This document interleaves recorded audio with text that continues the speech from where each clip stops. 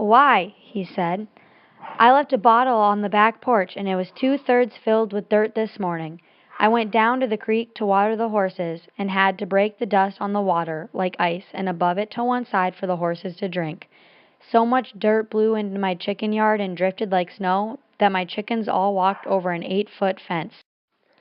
In July 1934, the purple boundaries show where extreme drought occurred. It took many years to get back to normal, but in 1956 you start to see less drought and more moist areas. The dark circle regions are dust regions, and the dark red is -38 to -20% away from average rainfall.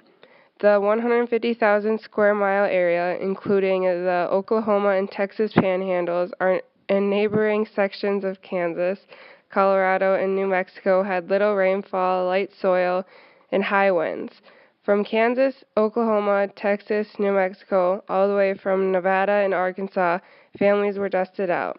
The southern plains were affected the most, and the northern plains weren't so badly affected.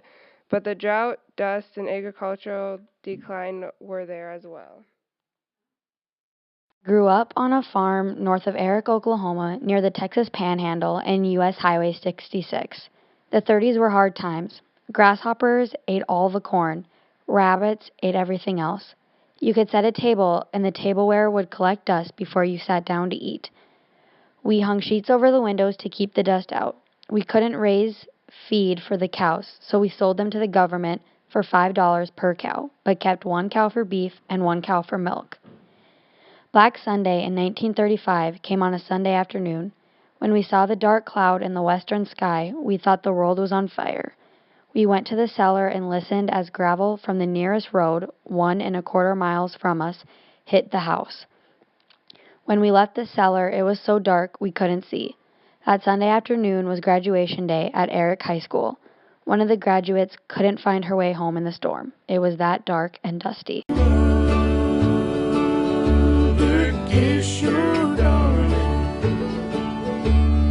Lay my head upon you. The locusts didn't just eat wheat crops and tree leaves. Such vast numbers needed every source of substance to avoid starvation. They ate dead animals, they ate their own dead in desperate, cannibalistic feeding frenzies, so killing them only fed them. I watched them eat fence posts and the paint from houses, even the siding itself. In need not just of calories but of minerals. They ate not just the product of the farmer's labor, but I remember them even eating the outer layers from tool handles to get the salt that his sweat had left behind. They ate the wool off the backs of live sheep and the clothes from people who left their homes. As you can see, the straight line is the normal precipitation.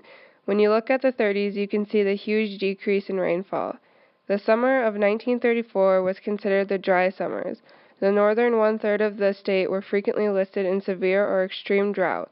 The southern portions of North Dakota mostly avoiding drought during this time. By the time the warm season of 1934 arrived, the state had limited soil moisture reserves. Average rainfall from April to September was only 7.22 inches, barely more than 1 inch per month. This ranks as the second driest period on record. 1935 brought drought to the area. By the end of August, moist conditions could be found in many parts of the state.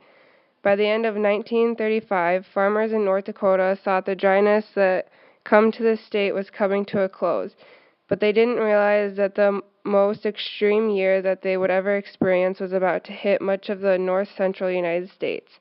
July 1936 was the warmest month on record and the driest on record for most of the state. Today is mostly cool and moist, which usually brings cloudy, damp weather to North Dakota and South Dakota.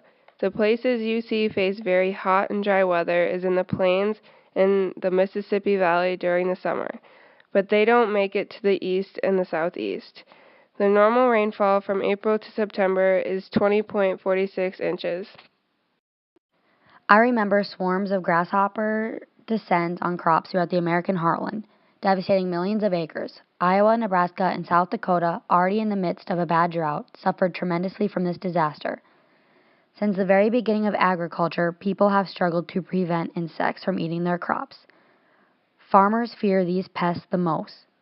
A plague of these insects can occur when conditions cause their populations to suddenly explode. Usually this happens under drought or very dry conditions, since their egg pods are vulnerable to fungus in wet soil. In 1931, wheat crops of 251 million bushels. The average farm price was only 33 cents per bushel. It was not until after America entered into the World War II that made prices increase and demand happen. Today, forecasts for wheat prices went from $6.80 a bushel down to $6.50 a bushel. Wheat prices are expected to go up to $7.20 a bushel in 2015. Weather is likely the best chance for better selling opportunities. Sad indeed was the case of me and my family living west of Dodge City. There were 4 of us in this little family, myself, my darling wife, and our 2 young children.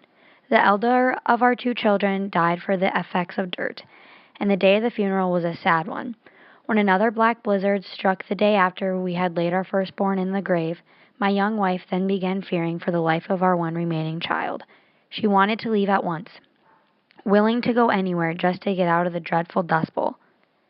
I also willing to go, and I went to Dodge City at once, determined to sell my farm at any sacrifice to get money to leave on. But when I reached town and I made my mission known, my offer to sell met with grim laughter. No sacrifice I was prepared to make was sacrifice enough. I could not sell at any price because the prevailing opinion was the region already was only a desert, and that it could never be classed as farmland. Discouraged, I returned to my home. My wife heard my return, came running to the door to meet me, leaving the baby in the bedroom, in its crib. She wanted to hear that they could leave. "Did you sell the farm?" she asked eagerly. I shook my head dejectedly. I couldn't even give it away, I told her. "Let us go anyway," she urges. "We still have $50. That will get us somewhere out of the dust." "Go get the baby and we'll be on our way," I agreed. She went fast to the bedroom to get the child, but returned in a moment, weeping and heartbroken. "There is no use going now," she sobbed. "It is too late. My baby is dead."